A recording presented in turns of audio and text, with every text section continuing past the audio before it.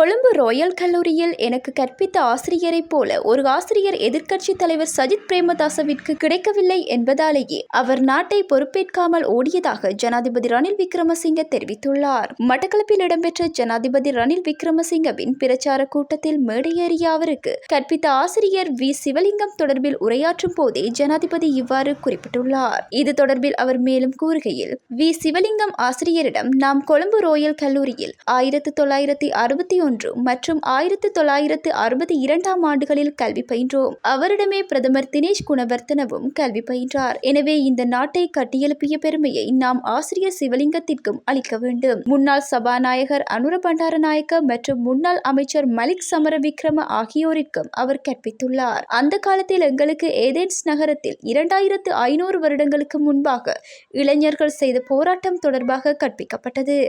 துணிச்சலற்ற நடவடிக்கைகளால் எங்களின் நகரத்திற்கு நாங்கள் அபகீர்த்தியை பெற்றுத்தர மாட்டோம் என ஏதென்ஸ் நகரம் தொடர்பான பாடத்தில் எங்களுக்கு கூறப்பட்டது.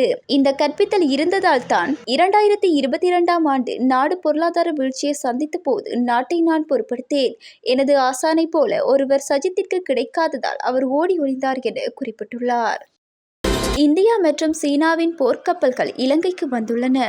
அதன்படி இந்திய கடற்படை போர்க்கப்பல் 3 நாட்கள் உத்தியோகபூர்வ பயணமாக கொழும்பு துறைமுகத்தை வந்தடைந்தது. இந்த ஆண்டு இலங்கை துறைமுகத்திற்கு இந்திய கப்பல்கள் வருகை தருவது 8வது தடவையாகும்.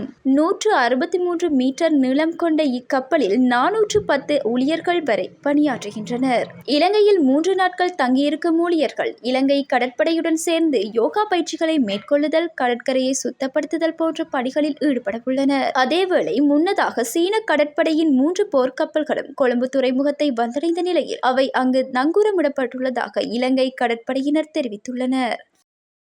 நாட்டில் ஜனாதிபதி தேர்தல் சூடுபிடித்துள்ள நிலையில் தனியார் நிறுவனம் ஒன்று தேர்தல் தொடர்பான கருத்து கணிப்பொன்றை நடத்தியுள்ளது. அதில் ஜனாதிபதி ரணில் விக்ரமசிங்க மற்றும் ஐக்கிய மக்கள் சக்தியின் வேட்பாளர் அனுரகுமார திசாநாயக்க ஆகியோரிற்கான சாதக நிலை அதிகரித்துள்ளதாக இதன் மூலம் தெரியவந்துள்ளது. இதற்கமைய ஜனாதிபதி ரணில் விக்ரமசிங்கவிற்கான சாதகமான நிலைமை 40 புள்ளிகள் அதிகரித்துள்ளதாக கருத்து கணிப்பில் தெரிவிக்கப்பட்டுள்ளது. தேசிய மக்கள் சக்தியின் ஜனாதிபதி வேட்பாளர் அனுரகுமார திசாநாயக்கவிற்கான சாதக நிலை ஜூன் மாதத்தில் காணப்பட்டதை விட 29 புள்ளிகள் அதிகரித்துள்ளதாக கூறப்பட்டுள்ளது. மேலும் சஜித் பிரேமதாசவிற்கான சாதக நிலையில் சிறிய மாற்றமே ஏற்பட்டுள்ளது என தெரியவந்துள்ளது. இலங்கை ஜனாதிபதிக்கான தேர்தல் அடுத்த மாதம் 21ஆம் தேதி நடைபெறவுள்ளமை குறிப்பிடத்தக்கது.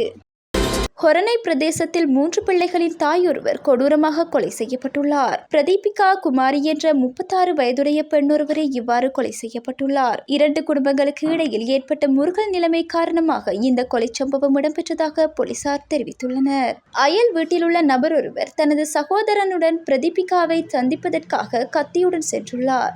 அயல் வீட்டிலுள்ள நபர் ஒருவர் தனது சகோதரனுடன் பிரதீபிகாவை சந்திப்பதற்காக கத்தியுடன் சென்றுள்ளார். திடீரென பிரதீபிகாவை அவர் கொடூரமாக வெட்டி கொலை செய்துள்ளார். இந்த நிலையில் இருவரையும் போலீசார் கைது செய்துள்ள நிலையில் விசாரணைகள் ஆரம்பிக்கப்பட்டுள்ளது. கொலை செய்யப்பட்ட பெண்ணிற்கும் சந்தேக நபரிற்கும் இடையில் அடிக்கடி வாக்குவாதம் ஏற்படுவதாக தெரிவிக்கப்படுகிறது. சந்தேக நபரின் மனைவி இன்னொருவருடன் சென்று வாழ்ந்து வரும் நிலையில் அதற்கு கொலை செய்யப்பட்ட பெண் உதவியதாக சந்தேக நபர் குற்றம் சாட்டியுள்ளார். அதற்கு பழிவாங்கும் நோக்கிலேயே குறித்த பெண்ணை கொலை செய்துள்ளதாக தெரிவிக்கப்படுகிறது. புத்தளத்தில் பாடசாலை மாணவியை கடத்திச் சென்றதாக குற்றம் சாட்டப்படும் இளைஞன் கைது செய்யப்பட்டுள்ளார். வலுக்கட்டாயமாக 15 வயதான மாணவியை கடத்திச் சென்றதாக 23 வயது இளைஞன் கைது செய்யப்பட்டுள்ளதாக வனாத்தவில்லுவ போலீசார் தெரிவித்துள்ளனர். ஸ்மைல்புரம் பகுதியைச் சேர்ந்த ஒருவரே போலீசாரால் கைது செய்யப்பட்டுள்ளார். கடந்த 25ஆம் தேதி மேலதிக வகுப்பிற்கு செல்வதாக கூறிவிட்டு வீட்டிலிருந்து சென்ற மகள் திரும்பி வரவில்லை என அவரது தாயார் போலீசாரிடம் முறைப்பாடு செய்துள்ளார். முறைப்பாட்டிற்கமைய செயற்பட்ட போலீசார் கடத்தப்பட்டதாக கூறப்படும் மாணவியையும் சந்தேக நபரான இளைஞனையும் கைது செய்துள்ளனர். காதல் உறவின் அடிப்படையில் இந்த கடத்தல் நடந்துள்ளதாக போலீசாருக்கு தகவல் கிடைத்துள்ளது. குறித்த மாணவி மருத்துவ பரிசோதனைக்காக புத்தளம் ஆதரா வைத்தியசாலையில் அனுமதிக்கப்பட்டுள்ளார். இந்த நிலையில் சந்தேக நபர் புத்தளம் நீதவான் நீதிமன்றத்தில் ஆஜர்படுத்தப்படவுள்ளார்.